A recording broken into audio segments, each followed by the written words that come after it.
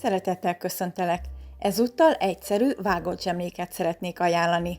Szendvics alapnak a legjobb, de olyan finom, hogy sokszor csak úgy önmagában is fogyasztjuk. Folyadéknak most csak vizet tettem bele, de tejjel vagy tej és víz keverékével is készíthető.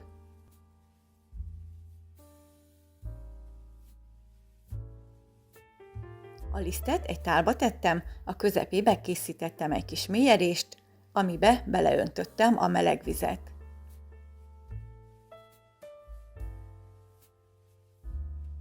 Belemorzsoltam az élesztőt,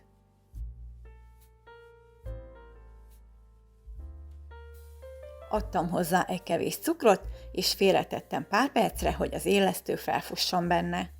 Utána hozzáadtam a sót, amit a liszt szélére szórtam, hogy ne érintkezzen közvetlenül az élesztővel. Majd az olajjal együtt alaposan összegyúrtam.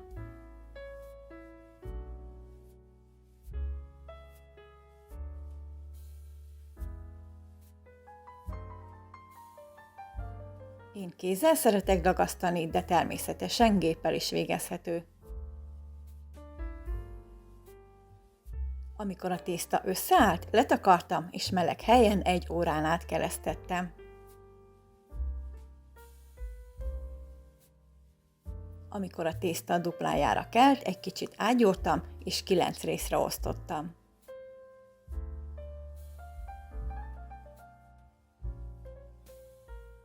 Gombócokat formáztam belőlük, majd letakartam, és 15 percig pihentettem, hogy utána könnyebb legyen tovább dolgozni vele. Egyenként megformáztam, kézzel szétnyomkodtam, majd feltekertem.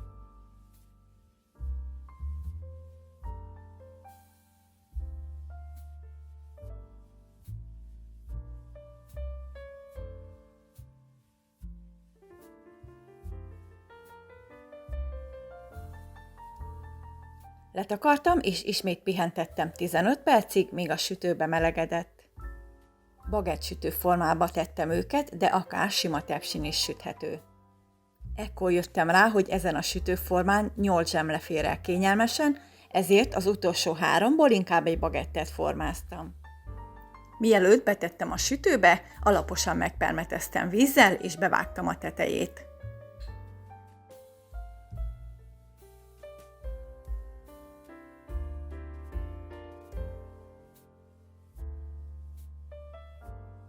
– 200 fokos sütőben 25 perc alatt készre sütöttem őket. Amikor kivettem, ismét megpermeteztem hideg vízzel. Ha tetszett, kérlek lájkold a videót. Ha többi receptemre is kíváncsi vagy, iratkozz fel a csatornámra. Köszönöm!